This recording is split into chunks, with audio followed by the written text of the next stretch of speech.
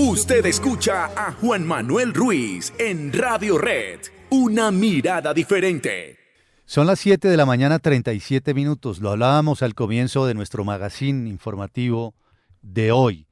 Queremos desarrollar un concepto que está ganando popularidad en los últimos años, especialmente en Estados Unidos, como una alternativa que, digamos, un poco más flexible o realista frente a la abstinencia total de alcohol. Es el concepto de casi sobrio o sobrish. ¿Lo pronuncié bien, Juan Camilo? Sí. Bien, perfecta. Es que el mío es británico, ¿no? Mi acento Sí. es Soberish. Británico del barrio Britalia. claro, de Britalia. Bueno, y reseñaba el periódico The New York Times, hay que dar el crédito a cada quien, ¿verdad? Que ni abstemio ni ebrio, esa parece ser la opción. ¿Qué significa estar casi sobrio? En un intento de llegar a más personas, los expertos han adoptado este enfoque. Aseguran que es mejor reducir al menos un poco el consumo de alcohol que no hacerlo en absoluto. Y queremos saber si esa sobriedad curiosa, como también se le conoce en los Estados Unidos, se ha impuesto como una realidad mucho más clara que cualquier deseo de invitarlo a usted a que deje por siempre el alcohol. Se ha puesto de moda en Estados Unidos, dice el New York Times, y en otros países, a medida que se conocen mejor los riesgos del alcohol para la salud, que aquí los hemos mencionado, ¿no? No hay alcohol Bueno, saludable, ¿no? Que la copita de vino todos los días Un mito, ¿no? es buena, pura carreta. Ujú. Sabe rico, usted pase delicioso y todo, pero sepa que le va a dejar consecuencias. Saludamos a Juan Camilo Barrios. Él es psicólogo, magíster en psicoterapia y coordinador médico de AEQI, si lo pronuncié bien, Centro de Salud Integral. Juan Camilo, bienvenido. Gracias por estar aquí en Una Mirada Diferente de RCN Radio. Buen viernes para usted. Muy buenos días, Juan Manuel. Muchas gracias por la invitación. Bueno, a usted, ¿qué le dice esta tendencia? Casi sobrio. Momentos, digamos que no plenamente negados de alcoholismo, por decirlo, o de alcohol, sino con algo más de realismo, como con dosis un poco más realistas. ¿Usted le ve algo digamos, como de certeza científica, algo de sentido al concepto de casi sobrio? En principio, sí, señor, es una estrategia de reducción de daños también, por un lado, puede serlo por ese lado, o como usted mismo lo menciona, se enfoca en el ser realista y es un equilibrio con ser sincero con uno mismo. Por ejemplo, esas son preguntas que se debe hacer la persona. En principio, todo comienza porque la persona tenga un deseo de reducir o abstenerse en el consumo de alcohol. La primera pregunta es si quiero abstenerme de tomar alcohol por completo o si lo necesito. Y lo segundo es si lo puedo hacer de un momento a otro.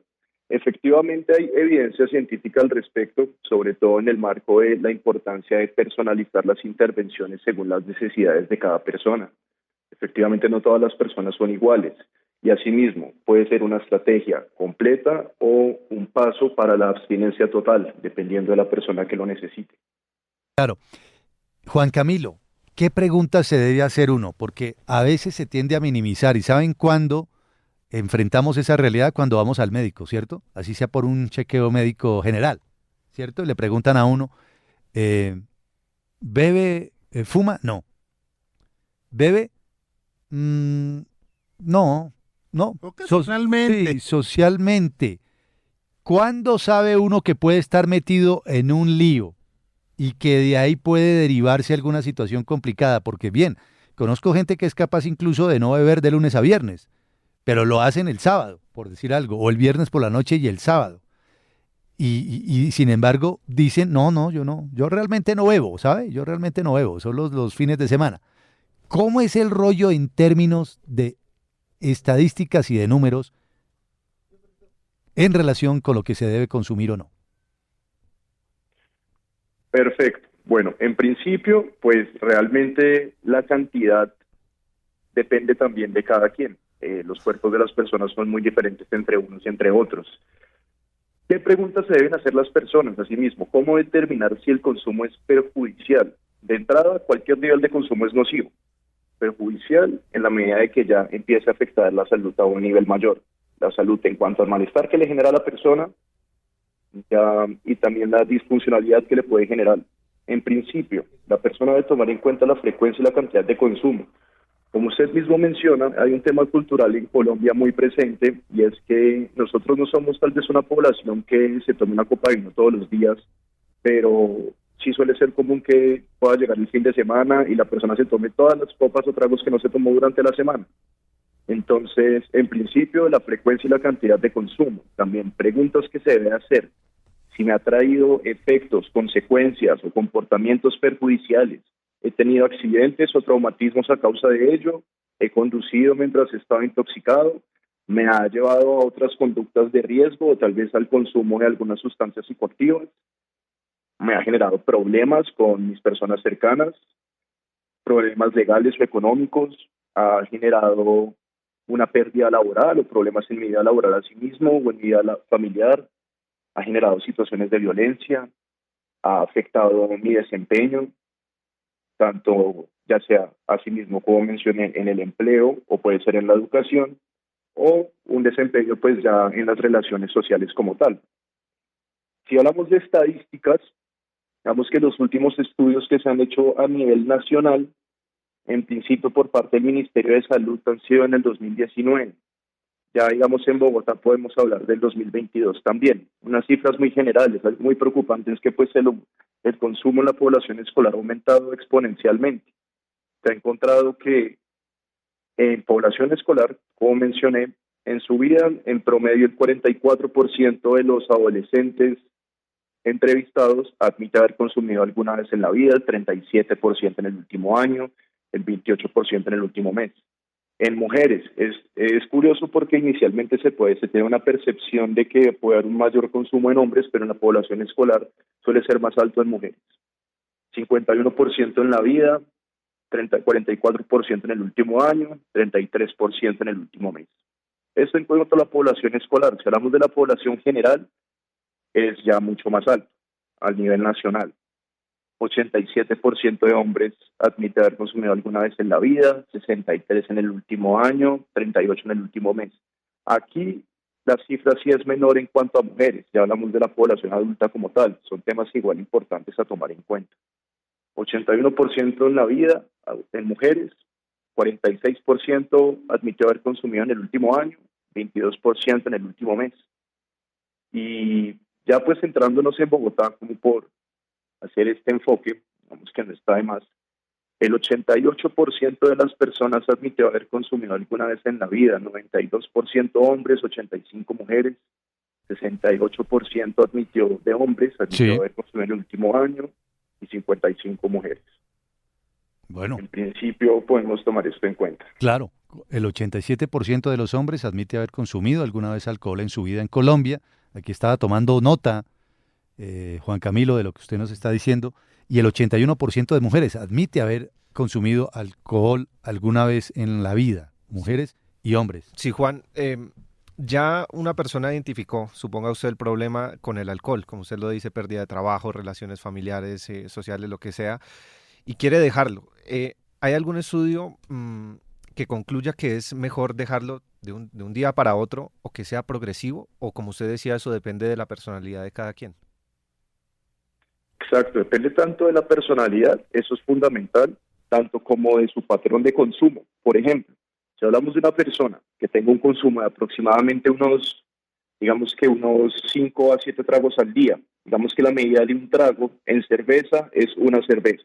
En una cerveza de alto grado de alcohol es 250 mililitros, una copa de vino se toma en cuenta, o en licores fuertes son 44 mililitros. Digamos que esas son las medidas estándares. Entonces, en cuanto al patrón de consumo, una persona que haya consumido o esté consumiendo alrededor de 5 a 7 tragos diarios por semanas, meses o años y desarrolle una dependencia, el nivel de abstinencia, el síndrome de abstinencia que le puede generar por cortar el consumo de un momento para otro puede ser tan alto que puede generar condiciones como por ejemplo el delirium tremens, que en casos graves puede llegar hasta la muerte.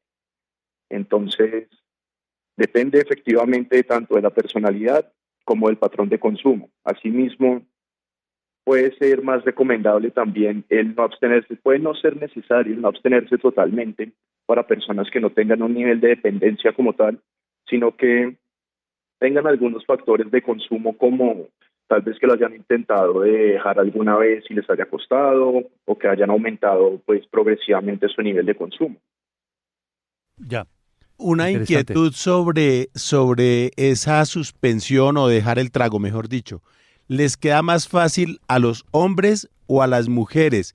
¿Y reinciden más los hombres o las mujeres? ¿O eso no importa el género? Puede importar en términos sociales también, en términos culturales, asimismo. En ese caso se podría argumentar que puede haber un mayor nivel de reincidencia en hombres, ya que en contextos sociales se suele dar, como vimos en las estadísticas, que el hombre tome más, por ejemplo. Y asimismo, diversas situaciones sociales pueden llevarlo a que reincida en el consumo o pues aumente el consumo o no pueda reducirlo.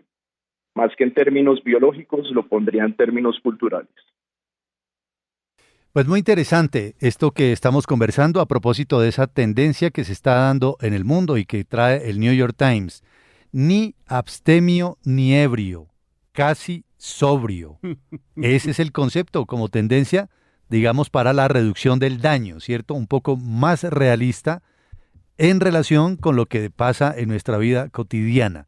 Ni abstemio ni ebrio, casi sobrio, ese concepto para que cada quien lo piense y evidentemente cada organismo es totalmente distinto. Juan Camilo, gracias por acompañarnos a esta hora aquí en Una Mirada Diferente de RCN Radio. Que tenga buen día.